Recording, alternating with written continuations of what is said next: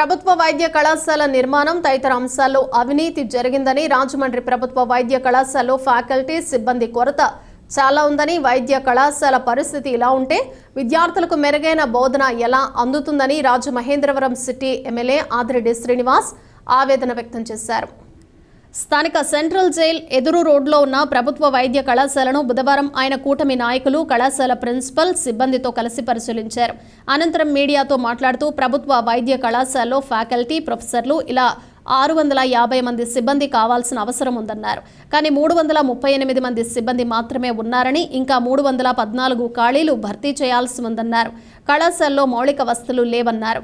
శాశ్వత భవనాలు నిర్మాణం చాలా జాప్యంగా జరుగుతోందని, ఇలా చాలా లోటుపాట్లు ఉన్నాయన్నారు. మెడికల్ కళాశాల పేరుతో 400 కోట్లు ఖర్చు చూపిస్తున్నారని, దీనిలో భారీ అవినీతి జరిగిందని, దీన్ని సీఎం చంద్రబాబు దృష్టికి తీసుకువెళతామన్నారు.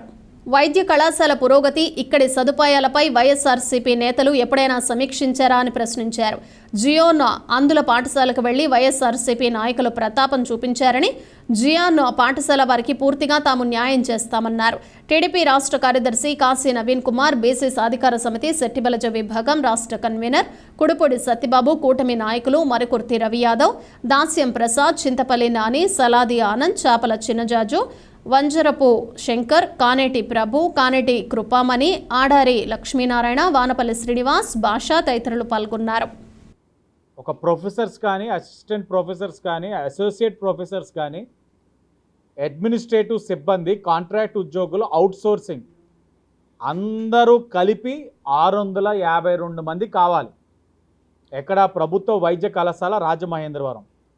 ఉన్నవారి సంఖ్య 338, ఖాళీ 314.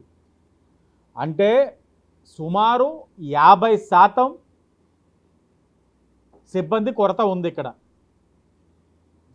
ప్రారంభం అయ్యి సంవత్సరం అయి ఉన్నది. అంటే ఒక సంవత్సరంగా కూడా మనం చూసుకున్నట్లయితే 50% ఇంకా కొరత ఉంది. ఈ మొదటి సంవత్సరం, రెండో సంవత్సరంకి వెళ్ళేసరికి వారికి కావాల్సిన మౌలిక వసతులు ఏవి కూడా లేవు. ఒక ల్యాబ్స్ తీసుకోండి, మిగతా అంశాలు తీసుకోండి, ఎక్కడా కూడా లేవు. శాశ్వత భవనాలు ఇంకా నిర్మాణం జరుగుతూ ఉంది, అనుకున్న విధంగా పురోగతి లేదు. ల్యాబ్ సామాగ్రి, ఇలా ఫర్నిచర్ అన్నీ కూడా తీసుకుంటే చాలా లోటుపాట్లు ఉన్నాయి. మేము వచ్చినప్పటి నుంచి, మేము వచ్చి గట్టిగా ఉంటే 2 నెలలు వచ్చినప్పటి నుంచి ఇక్కడ ఏం జరిగింది, ఏంటి లోటుపాట్లు, ఏ ఫ్యాకల్టీ లేరు, ఇక్కడికి వచ్చిన స్టూడెంట్స్కి కలుగుతున్న సమస్యల మీద అదే పని మీద అడుగుతూ ఉన్నాం. ఈ విధంగా అడిగిన వారు ఎవరూ లేరు గతంలో వైఎస్ఆర్సీపీ అధికారంలో ఉన్నప్పుడు. ట్యూటర్లు, రెసిడెన్స్ ఇంకొక 40-47% కొరత ఉంది. మీరు అండర్టేకింగ్ ఇవ్వండి, ఇస్తే ఆ 50 MBBS సీట్లు ఇస్తాము అని అంటా ఉన్నారు. వైసీపీ పార్టీని ఒకటే అడుగుతూ ఉన్నాను, ఈ గత సంవత్సరం మీరు ఏం చేశారు? గాడిదలు కాశారా? సెంట్రల్ హెల్త్ డిపార్ట్మెంట్ వారు పీజీ సీట్లు ఆపేశారు. ఒక్కసారి పీజీ సీట్లు ఆగినాయి అంటే మరలా వాటిని కంటిన్యూ చేయాలంటే ఎంత ప్రొసీజర్ ఉంటుంది?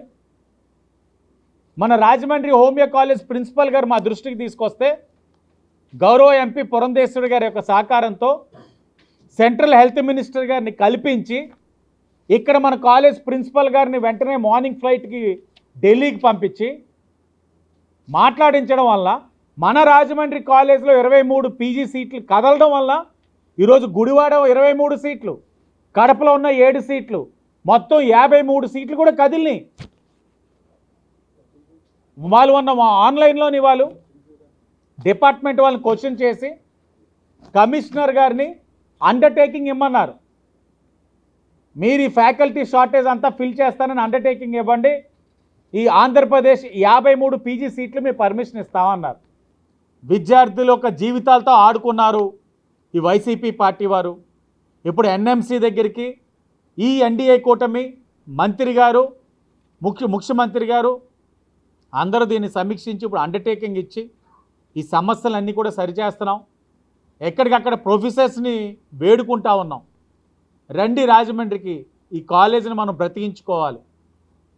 ఇక్కడ విద్యార్థులు అందరికీ కూడా ఇబ్బందులు కలగకుండా మనందరం కూడా చర్యలు తీసుకోవాలని వారిని విజ్ఞప్తి చేస్తూ ఎన్డీఏ కూటమి ద్వారా మా వంతుగా ఇక్కడ జరిగిన డ్యామేజ్ని అంతా కూడా సరిచేసే కార్యక్రమం చేస్తూ ఉన్నాం.